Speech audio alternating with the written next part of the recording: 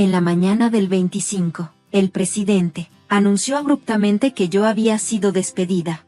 Me informó que mi hija se unía a la empresa y, por lo tanto, requería mi renuncia inmediata. Me quedé ahí, atónita, incapaz de dar una respuesta. Ese día en particular era crucial para manejar los pagos a nuestros proveedores, algunos procesados mediante transferencias bancarias para nuestros socios de larga data, mientras que otros los atendía personalmente como un gesto de buena voluntad. Él sugirió que tomara el resto del día libre como un regalo de despedida y rápidamente me condujo hacia la puerta de la oficina, cerrándola con fuerza detrás de mí.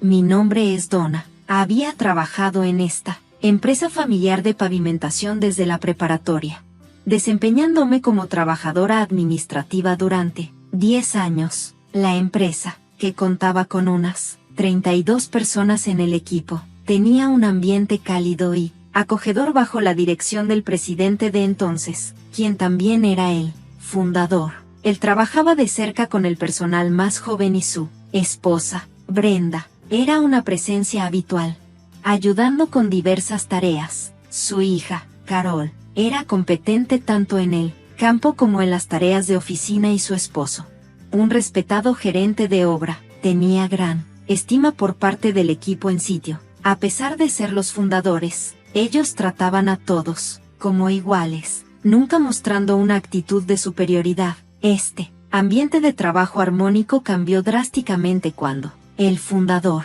tras ser diagnosticado con cáncer, renunció. Nombró al esposo de Carol como el nuevo presidente, una decisión que recibió el apoyo total de todos los empleados, quienes le desearon lo mejor al fundador en su lucha contra la enfermedad. Sin embargo, la situación dio un giro inesperado cuando el hijo distanciado del fundador, Anthony, resurgió con su familia. Había estado desaparecido durante más de 33 años después de ser desheredado. La dinámica dentro de la empresa cambió de inmediato, marcada por mi despido abrupto, que fue tanto sorprendente como desalentador, terminando así mi larga etapa en la empresa en circunstancias desafortunadas. Yo no sabía nada sobre la historia de Anthony hasta que reapareció repentinamente en nuestra empresa.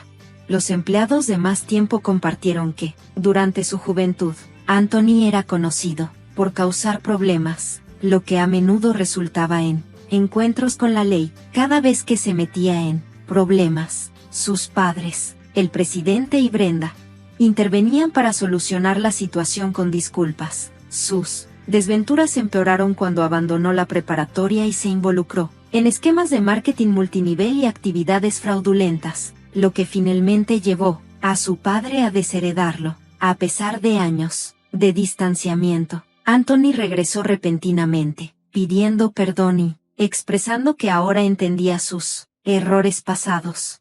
Este reencuentro ocurrió en el pequeño espacio de nuestra oficina, donde la zona administrativa y la oficina del presidente no estaban separadas por mucho. Él expresó su deseo de enmendar los errores y comenzar de nuevo en la empresa. Sin embargo, dada su historia problemática, era difícil para cualquiera tomarse en serio sus intenciones. En un giro sorpresivo, el presidente nos pidió a todos darle una nueva oportunidad. Nos imploró, esperando un nuevo comienzo. Aunque Carol y los otros empleados de más experiencia conocían la historia problemática de Anthony, les resultaba difícil aceptar su regreso por completo, pero se sintieron obligados a respetar la solicitud sincera del presidente. Como resultado, Anthony y su familia se mudaron a un anexo de la casa del presidente, con Anthony uniéndose a la empresa y su esposa asumiendo las responsabilidades del hogar. Yo solo vi a su hija una vez cuando vino a la oficina. Parecía ser estudiante universitaria. El presidente creía que Anthony realmente había cambiado después de haber atravesado las dificultades de la vida, y Brenda estaba emocionada de tener a su hijo de vuelta, esperando restaurar la unidad familiar y de la empresa. Sin embargo, este optimismo no duró mucho. Anthony pronto causó nuevas tensiones al declarar que, como el hijo mayor, él merecía ser el próximo presidente. Una declaración que tensó su relación con Carol y el gerente de obra. A pesar de parecer diligente frente a su padre, Anthony contribuía poco al trabajo real y a menudo hacía comentarios despectivos, restando valor al trabajo físico y a quienes lo realizaban. La actitud despectiva de Anthony hacia el personal, refiriéndose a ellos como simples hormigas, trabajadoras que debían trabajar en silencio, lo alienó rápidamente dentro de nuestra empresa. Esta alienación fue tan severa que varios empleados más jóvenes se sintieron obligados a acercarse directamente al presidente, expresando su incapacidad para trabajar bajo esas condiciones tan desmoralizantes. A pesar de esto, el presidente y Brenda intentaron mediar en la situación, instando al personal a ser pacientes y ver el panorama general, mientras ellos resolvían el problema con Anthony. En medio de estas tensiones, la salud del presidente empeoró significativamente, debido al estrés u otros factores, lo que llevó a su hospitalización hace 5 meses. En este momento de vulnerabilidad, Anthony se autoproclamó presidente, despreciando los consejos de los empleados, que preferían el plan original de nombrar al gerente de obra, el esposo de Carol, como su sucesor. La decisión de elevar a Anthony, quizá influenciada por el cariño de su madre o una disminución de sus facultades, debido a la edad, creó una brecha entre el personal. Muchos sintieron que esta elección no solo era sesgada, sino también perjudicial para el ambiente laboral positivo que la empresa había tenido. A medida que la atmósfera se volvía cada vez más tensa, Carol y el gerente de obra tuvieron que intervenir para mantener la empresa a flote, operando principalmente tras bambalinas. Este cambio en las responsabilidades me recargó significativamente. Anteriormente, las tareas administrativas se distribuían entre Brenda, Carol y yo, pero ahora me encontraba manejando todas esas tareas por mi cuenta, a menudo trabajando hasta la medianoche para poder mantenerme al día. Mientras tanto, el compromiso de Anthony con su rol era mínimo. En el mejor de los casos, pasaba la mayor parte de su tiempo en actividades de ocio, como visitar bares de anfitrionas, apostar en carreras de caballos y otras formas de juegos de azar. Mis interacciones con él se volvieron especialmente tensas después de que lo confronté por malgastar la tarjeta de crédito de la empresa en gastos personales de entretenimiento y comidas, lo que resaltaba un uso indebido serio de los recursos de la empresa y agravaba aún más nuestra relación laboral. Anteriormente había pasado por alto algunos gastos dudosos, pero este incidente, en particular, fue demasiado flagrante para ignorar. Con un sentimiento de temor, le devolví el recibo, diciéndole con firmeza que no podía aprobar ese gasto. Su respuesta fue inmediata y tajante. ¿Por qué no? Le expliqué, esto es para la ropa correctiva de tu esposa, no está relacionado con el negocio, así que no puede ser un gasto. La cara del presidente se puso roja de ira, y respondió, no me desafíes, ella es la esposa del presidente, es natural que se vista bien, este es un gasto válido. Me dejó perpleja con su razonamiento. El costo era 8,000 pesos, una suma nada trivial. Luego sugirió algo que me dejó aún más asombrada. Entonces, convirtámoslo en nuestro nuevo negocio, lo categorizamos como inventario, y así cuenta como gasto. Parecía genuinamente contento con esta idea, pero yo estaba en shock. Somos una empresa de pavimentación, logré decir, imperturbable. Continuó, entonces, ¿qué tal si amenazamos a los clientes de que si no nos compran, cancelamos sus contratos? Todos comprarán. Es dinero fácil, 38,000 pesos por un set. Se rió a carcajadas de su sugerencia. Pero yo estaba horrorizada. Eso es absolutamente inaceptable, contraargumenté con firmeza. Nos dañaría nuestra credibilidad. A partir de ese momento, me convertí en el blanco del desprecio del presidente. Día tras día soporté su constante menosprecio. La situación se volvió tan insoportable, que a menudo consideraba renunciar. Sin embargo, mi lealtad al presidente, quien siempre me apoyó, y mi preocupación por mis colegas, quienes sin duda, tendrían dificultades sin mi presencia, me impidieron irme. También era muy consciente de que no podía darme el lujo de perder mi trabajo. De repente, decidí aguantar y esperar el momento adecuado para buscar una nueva oportunidad. Luego, en un giro inesperado, me despidieron. Mientras reflexionaba sobre el giro repentino de los acontecimientos, sabía que renunciar de manera abrupta crearía problemas para nuestros clientes. Con determinación me acerqué al presidente. No podía irme sin dar el aviso correspondiente y realizar la entrega formal. Insistí con voz firme. Su hija tendría dificultades para manejar la carga de trabajo por su cuenta, especialmente porque hoy es el día en que manejamos los pagos a los proveedores. La reacción del presidente fue tan furiosa como había anticipado. Su rostro se puso de un rojo intenso mientras gritaba: «Cállate. Te dije que renunciaras porque mi hija entra hoy a la empresa. Hoy es tu último día. Deja que los pagos esperen hasta que vengan a cobrarlos. No es necesario pagarlos por adelantado». Sorprendido por su respuesta, intenté razonar con él. ¿No es normal pagar por algo una vez que lo compras?, le expliqué pacientemente, como si hablara con un niño. Sin embargo, sus siguientes palabras fueron tan irracionales que me dejaron sin palabras. «Si ese es el caso, entonces amenaza con cambiar de proveedor.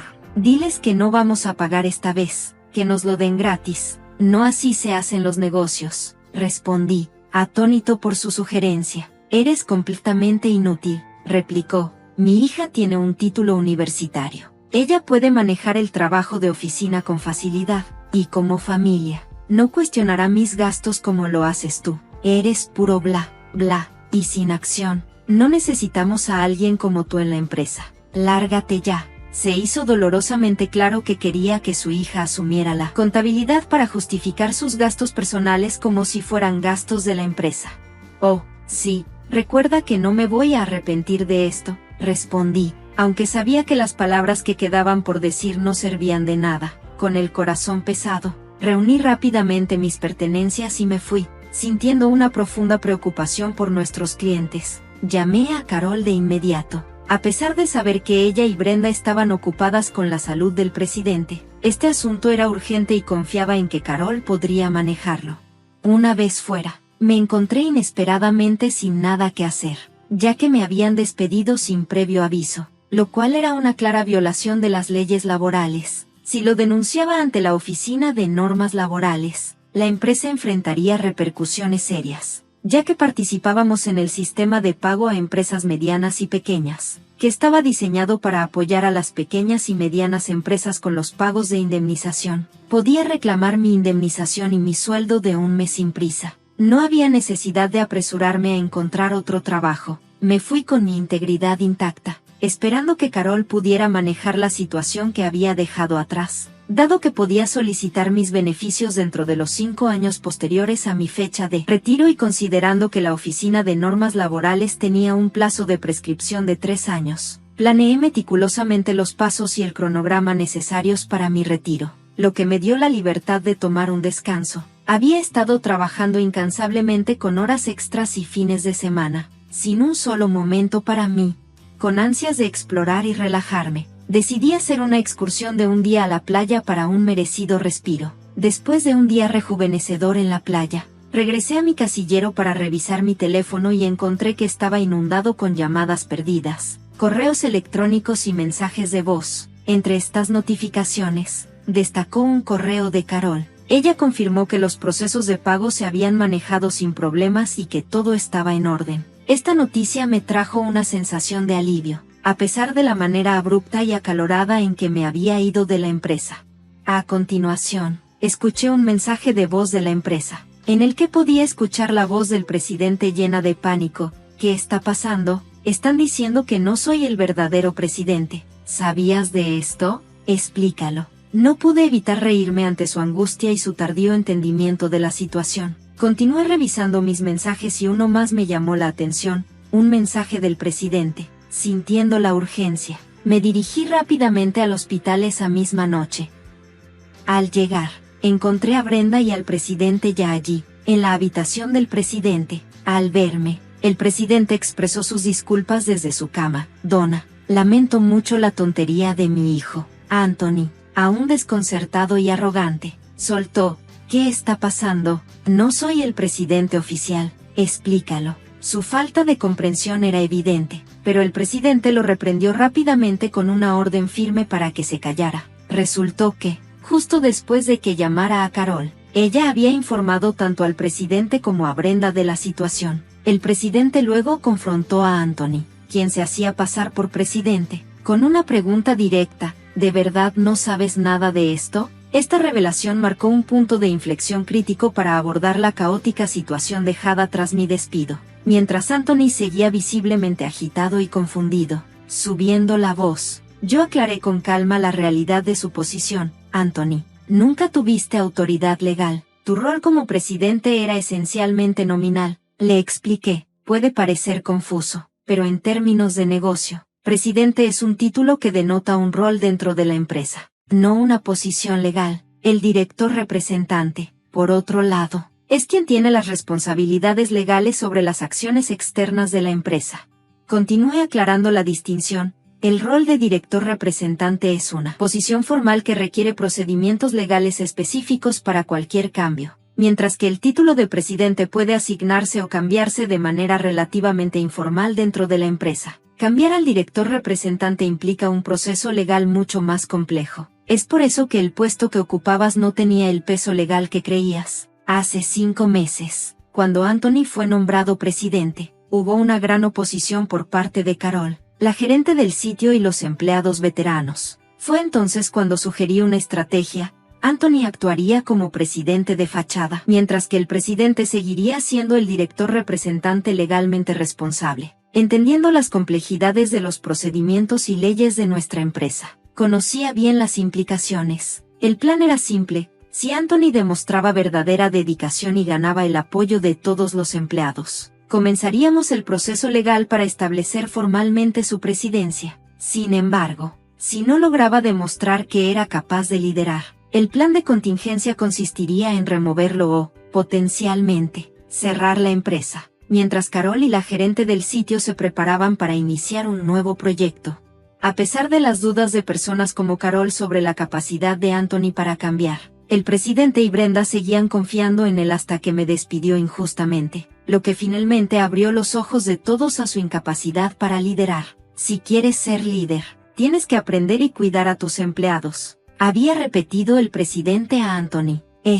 Con su tono típico de desprecio, respondió: no es para tanto. No podemos simplemente manejar los procedimientos ahora. No es tan simple, explicó pacientemente el presidente. Nuestra empresa ofrece acciones a los empleados que las quieren, y muchos han aceptado esa oferta. Donna, por ejemplo, posee el 15% de la empresa, lo que la convierte en una accionista importante. No podemos simplemente pasar por alto su opinión. Esta conversación destacó los cruciales malentendidos y errores de enfoque de Anthony respecto a su rol dentro de la empresa, subrayando la importancia de la gobernanza legal y ética en los negocios y el liderazgo. Mientras el presidente comenzaba a comprender la seriedad de su posición, su rostro se puso pálido. ¿Qué? ¿No tengo acciones?, tartamudeó, la incredulidad invadiéndolo. El presidente respondió con el corazón pesado: tengo la intención de transferirte mis acciones una vez que demuestres que eres capaz como presidente. Estoy profundamente decepcionado. Solo te interesaban mis riquezas. Pensando que no me quedaba mucho tiempo, su voz se desvaneció en desesperación mientras se desplomaba de emoción. Brenda permaneció en silencio a su lado, visiblemente molesta por el drama que se estaba desarrollando. Defienden. El presidente soltó: soy el hijo mayor. ¿Qué hay de malo en reclamar lo que es mío? La empresa me pertenece. Sus palabras solo aumentaron la decepción del presidente. Ya no puedo perdonar esto, declaró, con la voz firme. Como director representante y accionista de esta empresa, tengo toda la responsabilidad y el derecho de convocar una junta de accionistas y proponer tu destitución. Intervine decididamente, y la cara del presidente se puso aún más ceniza al darse cuenta de la gravedad de la situación. ¿Quieres decir que me podrían despedir?, preguntó. Brenda interrumpió: solo eras un empleado. Anthony, Donna es la única que habló para darte una oportunidad. Volviendo hacia mí, Brenda se disculpó sinceramente. Donna, te debo una disculpa. Lamento mucho los problemas causados por mi amor hacia mi hijo. ¿Qué es lo que harías si confrontaras al presidente directamente? Le dije, señor presidente, ya no deseo trabajar bajo su liderazgo, por lo que me estoy resignando de inmediato. Sin embargo, espero recibir mi indemnización, junto con un salario correspondiente a un mes, incluidos los pagos por horas extras no pagadas y el pago de vacaciones. Como accionista, también tomaré medidas a través de la Oficina de Normas Laborales para remover a cualquier persona que esté siendo perjudicial para la empresa. Al escuchar esto, el rostro del presidente cambió de pálido a completamente blanco, y continué, Carol ha estado visitando activamente a los clientes y promoviendo nuestra nueva empresa. Muchos de ellos ya han decidido cambiarse de nuestra empresa actual a la nueva, y la mayoría de nuestros empleados están planeando seguir su ejemplo. Eso es imposible. Te voy a demandar, exclamó el presidente, con la voz quebrada por la presión. Sin embargo, sus amenazas hicieron poco para disuadir el curso de acción decidido que ya estaba en marcha, marcando el inicio de un cambio significativo en el futuro de la empresa. Cuando la situación llegó a su clímax, el presidente del Consejo de Administración afirmó su autoridad de manera tajante. Yo soy el director representante, y tú no tienes tal autoridad, dijo con firmeza. El presidente se desplomó de rodillas, un retrato de derrota. Al ver esto, me invadieron sentimientos encontrados, pesar, decepción, pero también una sensación de cierre. Señor presidente, es lamentable que haya tenido que terminar así, le dije con tono solemne. Si hubieras cambiado tu enfoque a tu regreso, las cosas podrían haber sido diferentes. Hubo muchas oportunidades para entender. Si tan solo hubieras hecho el esfuerzo de aprender y adaptarte. Lamentablemente, fue el presidente quien desperdició esas oportunidades. Un caso clásico de, quien siembra vientos, recoge tempestades. Después de todo esto, el presidente tomó la difícil decisión de cerrar la empresa, dejando a Anthony sin empleo. La esposa del presidente intentó emprender un negocio de venta de ropa interior correctiva, pero el proyecto fracasó. Enfrentaron desafíos legales debido a sus tácticas de ventas agresivas y, finalmente, fueron arrestados por su involucramiento en un esquema piramidal. Cuando Carol regresó a la casa de sus padres, descubrió una caja de ropa interior no vendida que había quedado atrás, un testamento de la fallida empresa. En cuanto a su hija, encontró empleo en otro lugar, aunque los detalles de su trabajo permanecen desconocidos. Hoy, trabajo felizmente en la nueva empresa fundada por Carol y el gerente de la sede. En este nuevo rol, valoro profundamente las relaciones con mis compañeros de trabajo y me esfuerzo por vivir de manera auténtica cada día, apreciando la integridad profesional y personal que mantenemos en nuestro entorno laboral. Esta experiencia me ha enseñado la importancia de un liderazgo ético y el valor de una comunidad laboral solidaria. Me llamo Patricia, y desde que tengo memoria, he sentido que era como un pensamiento de último momento en mi familia. Al principio, las señales eran sutiles, pero al recordar mi infancia, me doy cuenta de que eran inconfundibles. Mi hermana menor, Anna, siempre fue la estrella, radiante, con rizos dorados y hoyuelos que capturaban fácilmente la atención de nuestros padres. Mientras tanto, yo era la tranquila, más interesada en mi equipo de química que en las reuniones familiares. Recuerdo vívidamente la decepción en mi cumpleaños número 11. Había dejado pistas de que quería un microscopio nuevo, pero en su lugar recibí un vestido con volantes que parecía el glaseado de un cupcake. Pero mamá, odio los vestidos, protesté. No digas tonterías, te ves igualita a Anna, respondió ella, sin entender lo que yo sentía. A medida que crecíamos, la brecha entre nosotras solo se hacía más grande. Anna se desenvolvía con facilidad en la escuela, mientras yo encontraba consuelo en los libros y experimentos de ciencia. Hay una cena que recuerdo particularmente bien. Mi mamá sonreía mientras compartía con entusiasmo que Anna había sido nominada como reina del baile. Intenté compartir mi emoción mencionando que gané el primer lugar en la feria de ciencias, pero recibí un desinteresado, «Ah, qué bueno, querida», de mi papá, antes de que rápidamente redirigiera la conversación de vuelta a los preparativos de Anna para el baile. En mi último año de secundaria, gané la Feria Estatal de Ciencias con un proyecto sobre biocombustibles sostenibles. Estaba emocionada, Pero mis padres no pudieron asistir a la ceremonia de premiación por el recital de danza de Anna. Mi trofeo terminó acumulando polvo en un estante, recordándome siempre mi lugar en la familia. Finalmente, el esfuerzo de mis años de estudio dio frutos. Gané una beca completa para una universidad prestigiosa. Corrí a contarles a mis padres, pero una vez más, Anna necesitaba un vestido para el baile de graduación y mi emoción se desmoronó mientras apretaba la carta de aceptación en mi mano, con un dolor familiar en el pecho. Ir a la universidad marcó el comienzo de mi liberación. Por primera vez, me celebraban por mi pasión por la ciencia, y no me consideraban rara o excéntrica. La universidad se convirtió en mi santuario, un lugar donde valoraban mi intelecto y ambición. Mientras tanto, Anna asistía a una universidad comunitaria local, más interesada en socializar que en estudiar. Durante mi segundo año, Anna dio una gran noticia. Lawrence, su novio de la secundaria, le había propuesto matrimonio. Patricia, serás mi dama de honor, ¿verdad? En la boda, allí estaba yo en otro vestido con volantes, sonriendo para las fotos. Mamá se inclinó y susurró, ¿no es perfecto? Me mordí la lengua, deteniéndome de preguntar si alguna vez había tenido sueños para mí también. Pasaron los años, y la vida de Anna siguió el esquema familiar de siempre. Poco después de casarse, anunció su embarazo. Voy a ser abuela, chilló mi mamá. La felicité, apartando el recordatorio sutil de que ya era tiempo de que yo también me asentara. 6 meses después, llegó mi sobrina, Mary. La llené de cariño, mientras esquivaba las insinuaciones de mis padres sobre mi propio futuro. 3 años después, llegó Bruce. Mientras tanto, mi carrera como biotecnóloga florecía. A los 32 años, me convertí en investigadora senior.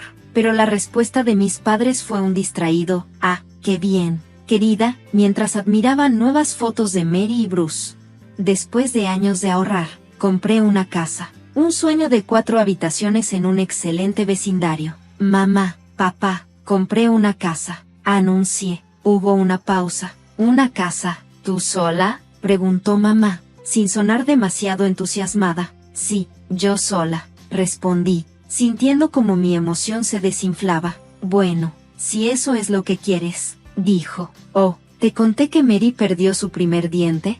Mientras me acomodaba en mi nuevo hogar, noté un cambio en la dinámica familiar. Las llamadas de mis padres se volvieron menos frecuentes, y empecé a abrazar este espacio recién encontrado, tanto físico como emocional. Luego, una noche, mi mamá llamó con un tono inusualmente dulce. Patricia, querida, vamos a tener una cena familiar la próxima semana. Debes venir, tenemos que hablar.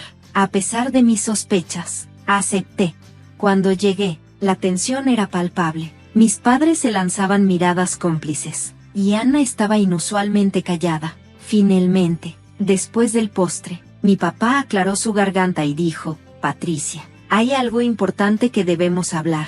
Preparándome, asentí. Él dudó, y mamá continuó, cariño, tu casa es bastante grande para una sola persona. Sintiendo mi frustración crecer, respondí, papá, ya hemos hablado de esto, amo mi casa, y pienso quedármela.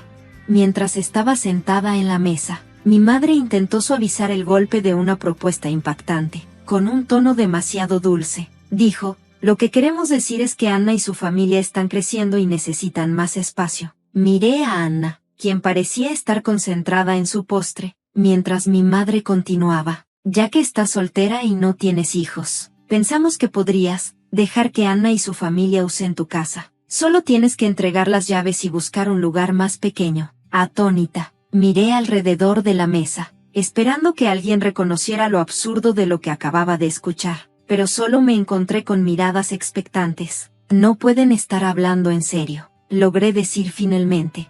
Vamos, Patricia, me reprendió mi madre, con un tono ligeramente condescendiente. No seas egoísta, Anna necesita más espacio que tú. ¿Egoísta?, respondí, incrédula. ¿Cómo es egoísta querer conservar la casa por la que trabajé tan duro para comprar? ¿No tengo derecho a ello? Es tu deber apoyar a la familia cuando lo necesita, añadió mi padre, como si el asunto ya estuviera decidido.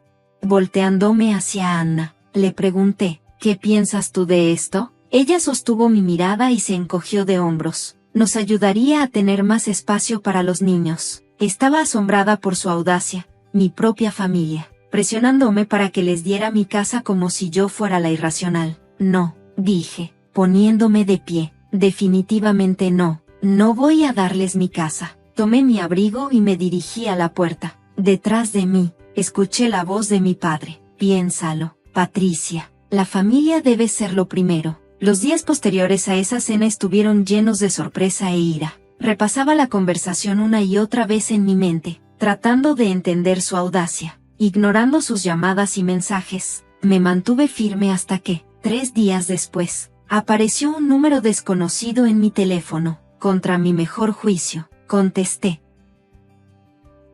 Hola, soy Patricia. Una voz desaprobatoria respondió. Soy tu tía Sofía. No puedo creer lo que escuché sobre ti. Tu hermana necesita una casa para sus hijos, y tú estás viviendo sola en esa casa grande. Me quedé atónita, pero ella continuó. En mis tiempos, la familia se apoyaba mutuamente. No acaparábamos nuestras posesiones como avaros. No estoy acaparando, respondí tajante. Es mi casa y la pagué con el dinero que gané trabajando duro. Ella bufó con indignación. Pues si no vas a aprovechar ese espacio, al menos podrías hacer algo útil. Dona tus óvulos. De todos modos, no los estás usando. Su audacia me dejó sin palabras, y casi dejé caer el teléfono.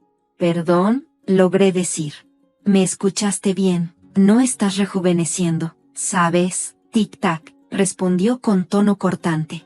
Colgué, temblando de rabia. ¿Cómo se atrevía? ¿Cómo se atrevían todos? Pero las llamadas no paraban, y familiares que no había escuchado en años me daban consejos no solicitados sobre qué debería hacer con mi vida y mi casa. Mi tía abuela Edna incluso dejó un mensaje de voz. Querida Patricia, nunca es tarde para encontrar un buen hombre y establecerte, entonces sí necesitarías esa casa grande. El juicio y la manipulación eran incesantes, y cada tono de notificación en mi teléfono era otro golpe a mi cordura. Me refugié en el trabajo, quedándome hasta tarde solo para evitar regresar a casa y enfrentarme a más mensajes.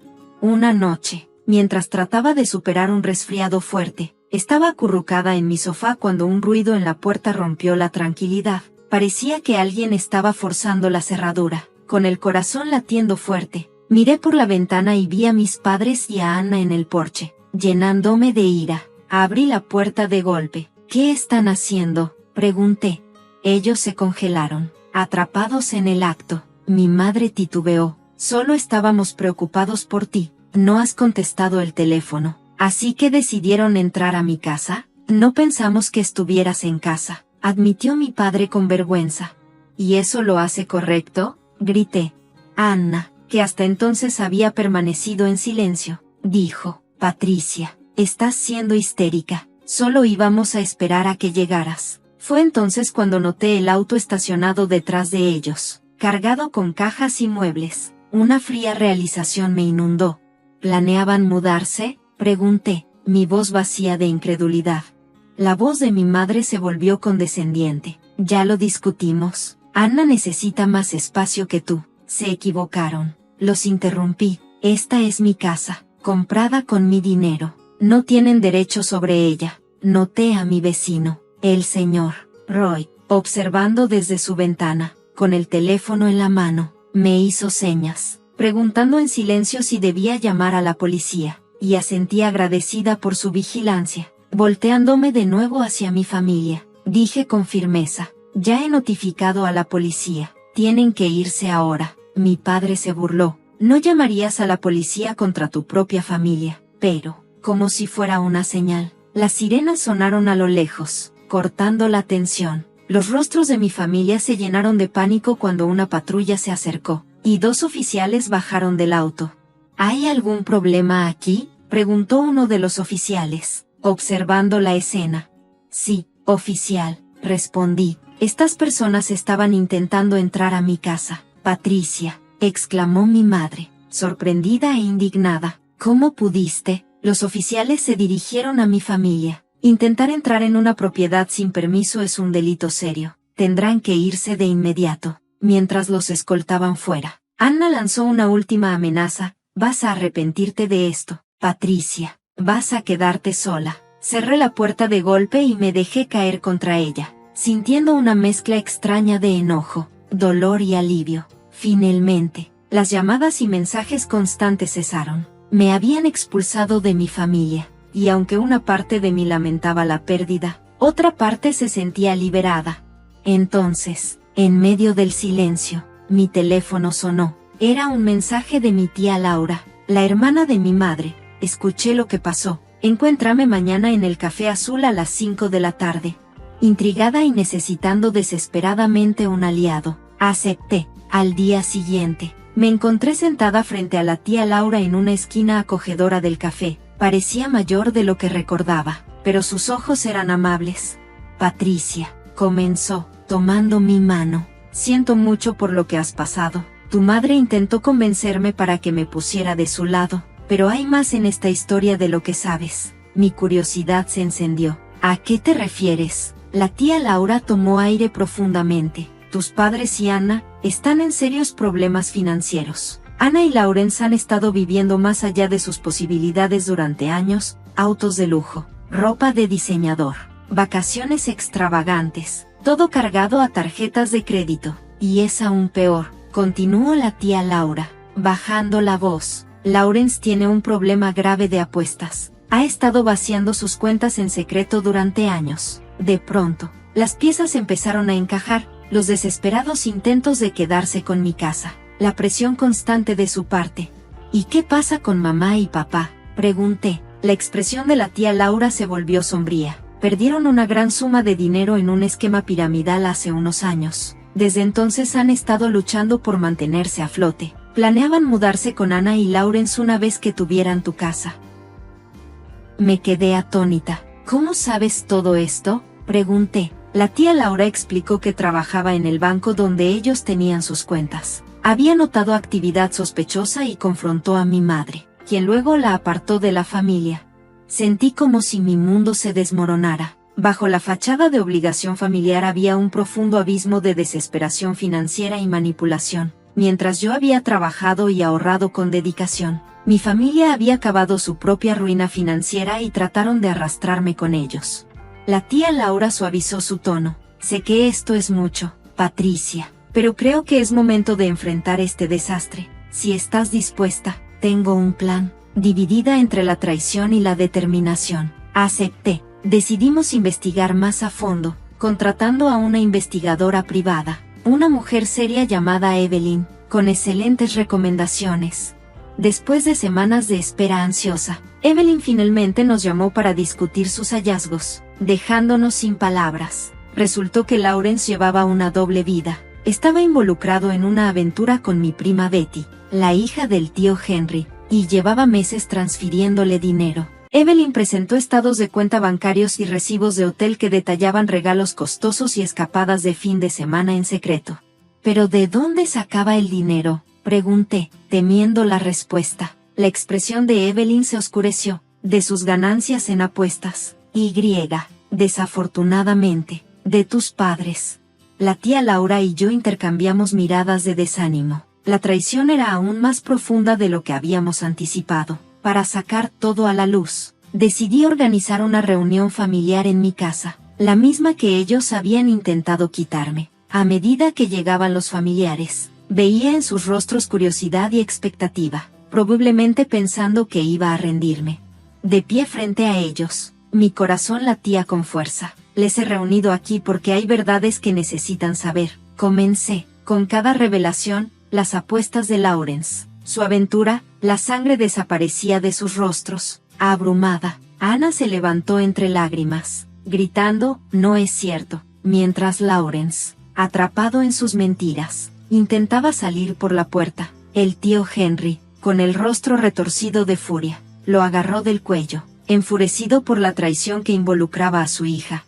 Mis padres se quedaron en un silencio atónito, enfrentando finalmente la realidad de su ruina financiera y sus intentos de tomar mi hogar. Los familiares que antes me habían juzgado comenzaron a disculparse. No teníamos idea, murmuró la tía Sofía. Patricia, lo sentimos mucho.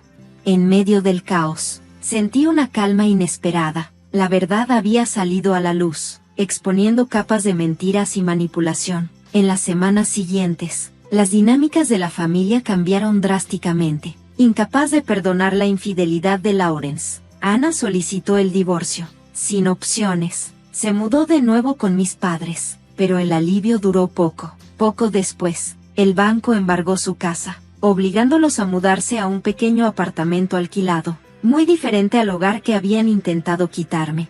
Durante todo este proceso, elegí mantenerme al margen. Después de muchas noches de reflexión, tomé la difícil decisión de cortar los lazos con mi familia inmediata. La tía Laura me tranquilizó: estás haciendo lo correcto, Patricia. Es difícil, pero necesario para tu tranquilidad. Se convirtió en mi apoyo constante. La familia que elegí, no solo por lazos de sangre. Nuestras citas de café semanales se volvieron una parte querida de mi nueva vida, ahora libre de las demandas y el drama de la familia. Pero con el tiempo, sentí una punzada de soledad. Un día, la tía Laura notó mi ánimo decaído. Hay todo un mundo allá afuera más allá del trabajo y la casa, sugirió. ¿Por qué no pruebas algo nuevo? Animada, me uní a un club local de escalada en roca. La primera vez que enfrenté el muro de escalada, sentí una descarga de emoción. Ahí fue donde conocí a Gerald, un fotógrafo de vida salvaje, cálido y relajado, que compartía mi amor por la naturaleza y comprendía las complejidades de las relaciones familiares. Nuestra conexión creció rápidamente, profundizada por valores y experiencias compartidas. La tía Laura permaneció como un apoyo constante, más que una familiar. Se convirtió en la figura materna que siempre había deseado. Un día, con una mirada suave, tomó mis manos y dijo: Patricia, he cambiado mi testamento, te dejaré todo a ti. Lágrimas de gratitud llenaron mis ojos. Reflexionando sobre mi camino, me asombraba lo mucho que había cambiado. El camino no fue fácil, pero me había llevado justo a donde debía estar. Con el amor incondicional de la tía Laura, el apoyo de Gerald y mi nueva fortaleza, me sentía lista para lo que el futuro me deparara, sabiendo que tenía la fuerza y el amor para enfrentar cualquier cosa.